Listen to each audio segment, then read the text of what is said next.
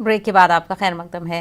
GHMC इंतखाबात में TRS की जानिब से जीत यकीनी है। तेलंगाना भवन में मीडिया से बात करते हुए केटीआर ने ये बात कही। उन्होंने कहा है कि जीएचएमसी इंतखाबात में टीआरएस को पहला और मजलिस को दूसरा मुकाम हासिल होगा।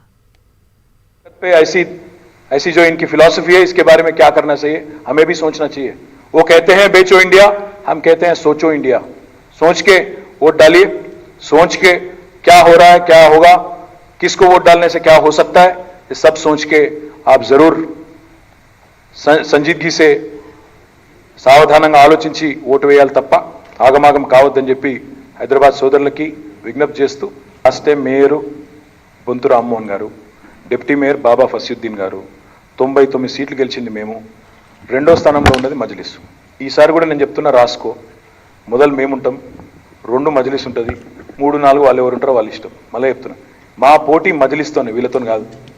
మా పోటీ ఈరోజు హైదరాబాద్లో మజ్లిస్తోనే, కాబట్టి మేము ఫస్ట్ వాళ్ళు సెకండ్ ఉన్నాం. మా కామన్ సెన్స్ వాళ్ళకి లేక ఏదేదో మాట్లాడుతుంటారు. మా పోటీ మజ్లిస్తోనే, క్లియర్గా చెప్తున్నా కదా. అండ్ మళ్ళీ ఇంకోటిసారి చెప్తున్నా, మళ్ళీ దీన్ని కూడా ఏమైనా ట్విస్ట్ చేసే మహానుభావులు ఉంటారు. కాబట్టి మేయర్ పక్కాగా టీఆర్ఎస్ మహిళా అభ్యర్థి డిసెంబర్ 4 నాడు మీరు చూస్తారు. డిసెంబర్ 4 ఫలితాల తర్వాత మేయర్ టీఆర్ఎస్ మహిళా అభ్యర్థి ఉంటారు.